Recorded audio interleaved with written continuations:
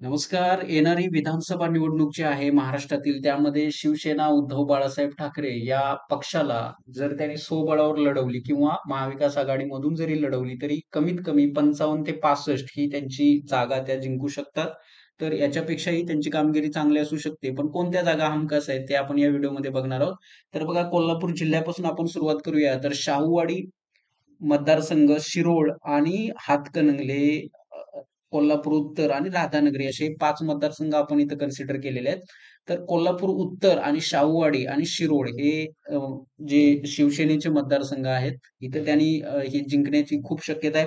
कोल्हापूर उत्तर सध्या काँग्रेसकडे आहे, पण इथं हा शिवसेनेचा बालेकिल्ला आहे. त्यामुळे इथं रविकिरण इंगवले जे शिवसेनाचे एकनिष्ठ शिवसैनिक आहेत, ते इथून निवडणूक लढवू शकतात आणि ही सीट शिवसेनेनं लढावीच लढली पाहिजेत आणि इथं कमीत कमी 3 जागा ह्या शाहूवाडी, शिरोळ आणि कोल्हापूर उत्तर या हमखास इथं ते जिंकू शकतात. त्यानंतर आहे सिंधुदुर्ग जिल्हा. त्यामध्ये कुडाळ इथं वैभव नाईक आहेत आणि सावंतवाडीमध्ये जे दीपक केसरकर आता गेलेले आहेत शिंदे गटामध्ये, तर ते इथं पराभूत होऊ शकतात. त्यामुळे ह्या 2 सीटा उद्धव साहेबांच्या इथं जिंकण्याची शक्यता त्यांच्याकडे आहे. नंतरचा मतदारसंघ आहे, जिल्हा आहे तो म्हणजे रत्नागिरी.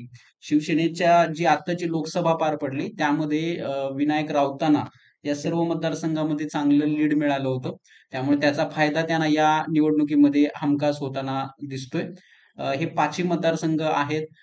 फक्त रत्नागिरीचं जे उदय सामंत आहेत, तिथं त्यांनी चांगला उमेदवार देणं आणि तिथं काम करणं सध्या खूप गरजेचं आहे. गुहागरमध्ये भास्कर जाधव तिथं यावेळी किल्ला जिंकतील तो नेहमीप्रमाणे. अ, हे आपण इथं पाहू शकतो. त्यानंतर पुढचा मतदारसंघ बघा, रायगड जिल्ह्यामध्ये कर्जत, उरण, अलिबाग आणि महाड. महाडमध्ये अ, जे स्नेहल जगताप या उमेदवार असू शकतात. अलिबाग पण ही सीट शिवसेना जिंकू शकते आणि खास म्हणजे कर्जतमध्ये सावंत जे आहेत, नितीन सावंत, ते इथं निवडणूक ते लढवू शकतात आणि कमीत कमी 4 पैकी 3 सीट इथं रायगडमध्ये आपल्याला उद्धव ठाकरेंच्या शिवसेनेला मिळताना दिसू शकते.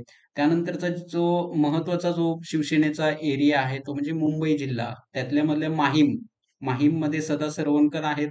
ती सीट सुद्धा शिवसेना इथं जिंकू शकते. वरळीमध्ये आदित्य ठाकरे आहेत. शिवडीमध्ये अजय चौधरी आहेत आणि भायखळ्यामध्ये पण उमेदवार सध्या शिवसेनेमार्फत दिला जाऊ शकतो चांगला. त्यामुळे हे चारही मतदारसंघ जिंकण्याची शक्यता जास्त आहे. त्यानंतर मुंबई उपनगरामध्ये जर आपण गेलो तर मागाठाण्यामध्ये प्रकाश सुर्वे जे होते, तर ते पराभूत होऊ शकतात. विक्रोळीमध्ये सुनील राऊत आहेत, ते जिंकू शकतात. त्यानंतर भांडूप, जोगेश्वरी, दिंडोशी, जिथं दिंडोशीमध्ये सुनील प्रभू आहेत सध्या, तर ही सीट सुद्धा आपण चांगल्या पद्धतीने इथं जिंकू शकतो. फक्त जोर लावणं गरजेचं आहे. अंधेरी पूर्व, लटके इथं आमदार होते पूर्वी, तर त्यांच्या ठिकाणी ती सीट परत इथं त्यांच्या पत्नींना मिळू शकते किंवा दुसरे शिवसैनिक असू शकतात, पण ही सीट जिंकू शकतात. चांदिवली हा मतदारसंघ काँग्रेसला जाण्याची शक्यता आहे, पण चांदिवली सीट सुद्धा इथं आपल्याला मिळू शकते.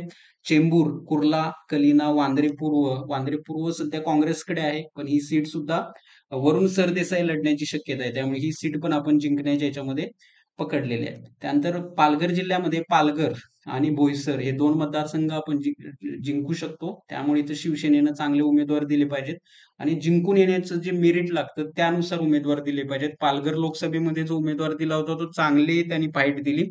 पण आपल्याला एक जे जिंकण्याची क्षमता असणारे उमेदवार इथं द्यावेत पालघर जिल्ह्यामध्ये, ही एक अपेक्षा आहे. त्यानंतर बघा, ठाणे जिल्ह्यामध्ये जे मी 5 पकडलेले आहेत, ते म्हणजे भिवंडी ग्रामीण, भिवंडी पूर्व, कल्याण पश्चिम, अंबरनाथ आणि ठाणे. ठाणे शहरामधून केदार दिघे उमेदवार असू शकतात किंवा राजन विचारेंना सीट देणं इथं शिवसेनेसाठी चांगलं ठरू शकतं. त्यामुळे हे 5ही सीटा चांगल्या पद्धतीने येऊ शकतात. छत्रपती संभाजी महाराज नगरमध्ये सिल्लोडची सीट एखाद्या वेळी काँग्रेसला जाऊ शकते. पण इतर ज्या 5 सीटा आहेत, कन्नड, औरंगाबाद, मध्य, पश्चिम, पैठण आणि वैजापूर. वैजापूरमध्ये सध्या परदेशी यांनी प्रवेश केलेला आहे भाजपमधून. त्यामुळे इथं आपल्याला चांगलं त्या जिंकण्याची शक्यता आहे. त्यानंतर बघा, जळगाव जिल्ह्यामध्ये चोपडा, जळगाव ग्रामीण जे सध्याचे गुलाबराव पाटील आहेत, ते इथं पराभूत होऊ शकतात. एरंडोलमध्ये चिमणराव पाटील, पाचोरा आणि चाळीसगावमधून उन्मेष पाटील हे भाजपमधून शिवसेनेत आलेले हे जिंकू शकतात. तर ही आपण एक कमीत कमी जिंकण्याची जी शक्यता आहे, ती हे उमेदवार इथं आपण पाहिलेले आहेत. त्यानंतर बघा नाशिक जिल्ह्यामध्ये नांदगाव जे सुहास कांदे विद्यमान आमदार जे शिंदे गटात गेलेले आहेत, ते इथं हारू शकतात. मालेगाव बाह्यमध्ये भुसे, दादासाहेब भुसे. नाशिक पश्चिममधून ते सुद्धा हारू शकतात. भुसेंचं सुद्धा इथं पराभवाची शक्यता आहे. नाशिक पश्चिम आणि देवळाली हे 4 मतदारसंघापैकी कमीत कमी 3 ठिकाणी उद्धव ठाकरेंचे उमेदवार जिंकू शकतात. त्यानंतर बुलढाणा जिल्ह्यामध्ये बुलढाणा आणि मेहकर हे 2 आपण पकडलेले आहेत. इथं शक्यता आहे. तर तिसरा मतदारसंघ कुठला असेल, की जिथं शिवसेना जिंकू शकते, तर तुम्ही नक्की सांगा. त्यानंतर अकोल्यामध्ये बाळापूर, जे सध्याचे नितीन देशमुख जे एकनिष्ठ राहिले शिवसेनेसोबत ते उमेदवार आहेत. यवतमाळमध्ये दिग्रस ही एक सीट आपण पकडलेली आहे.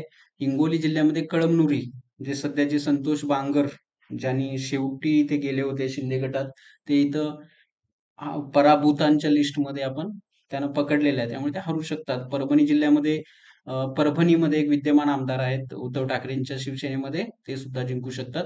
त्यानंतर बघा पुणे जिल्ह्यामध्ये पिंपरी हा मतदारसंघ त्यांनी उद्धव ठाकरेंनी टार्गेट केला पाहिजे. त्यामुळे तो मतदारसंघ मागे गौतम चाबूकस्वार होते, आमदार निवडून आले होते. त्यामुळे तिथे एक चांगला उमेदवार दिला, तर इथं पिंपरी मतदारसंघ सुद्धा मिळू शकतो. जुन्नर आणि भोसरी हे 2 मतदारसंघ आपण ऍड करतोय. पण जुन्नरमध्ये पण शिवसेनेला जिंकण्याची यावेळी शक्यता चांगली आहे. त्यानंतर बघा अहमदनगर जिल्ह्यामध्ये नेवासा जे गडाख जे उमेदवार ज्यांनी पाठिंबा दिला होता, त्यांना हा आपण मतदारसंघ गृहीत धरलेला आहे. त्यानंतर बघा धाराशिवमध्ये उमरगा, धाराशिव आणि परंडा आणि सोलापूर जिल्ह्यामध्ये बार्शी हा एकमेव मतदारसंघ आपण इथं पकडलाय. धाराशिव जिल्ह्यामध्ये तिन्ही ठिकाणी उमेदवार चांगल्या पद्धतीने निवडून येऊ शकतात. तर इथं आपण लक्ष देणं गरजेचं आहे. सोलापूरमध्ये फक्त बार्शी हा एकमेव मतदारसंघ आपण पकडलेला आहे. त्यानंतर बघा हे असे मतदारसंघ जे आहेत, ह्याच्यामध्ये आपल्याला कळतं. तर अशा पद्धतीनं कमीत कमी 55 ते 60 पर्यंत हमखास उद्धव ठाकरेंचे उमेदवार जिंकू शकतात. फक्त जोर लावणं गरजेचं आहे. चांगल्या पद्धतीनं शिवसैनिकांनी ग्राउंड लेव्हलवर जाऊन काम करणं गरजेचं आहे. त्या इतकंच आपण म्हणू शकतो. थँक